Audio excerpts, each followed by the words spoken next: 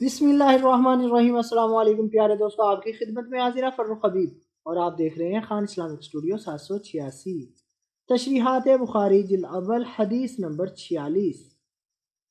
حضرت طلحہ بن عبید اللہ رضی اللہ عنہ فرماتے ہیں کہ نجد کے باشندوں میں سے ایک آدمی نبی اکرم صلی اللہ علیہ وسلم کی خدمت میں حاضر ہوا، اس حال میں کہ اس کے سر کے بال بکھرے ہوئے تھے۔ ہم اس کی آواز کی بنبھناہٹ تو سنتے تھے، لیکن جو کچھ وہ کہتا تھا اس کو سمجھ نہیں رہے تھے۔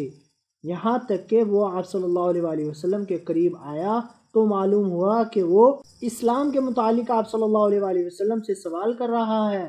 تو جناب رسول اللہ صلی اللہ علیہ وسلم نے فرمایا کہ دن اور رات میں 5 وقت کی نماز فرض ہے۔ اس نے پوچھا، ان کے ماں سوا بھی کچھ فرض ہے؟ آپ صلی اللہ علیہ وسلم نے فرمایا نہیں، مگر یہ کہ نفل پڑھو۔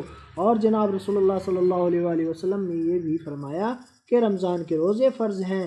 اس نے کہا، اس کے علاوہ کچھ اور بھی فرض ہے؟ آپ صلی اللہ علیہ وسلم نے فرمایا نہیں، مگر نفل روزے رکھ سکتے ہو۔ پھر آپ صلی اللہ علیہ وسلم نے زکوٰۃ کا ذکر فرمایا، جس پر اس نے کہا کہ اس کے علاوہ بھی مجھ پر کچھ فرض ہے؟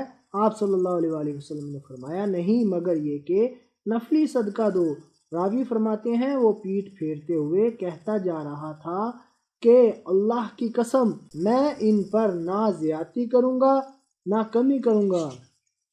رسول اللہ صلی اللہ علیہ وسلم نے فرمایا کہ اگر وہ سچ کہتا ہے تو کامیاب ہو گیا۔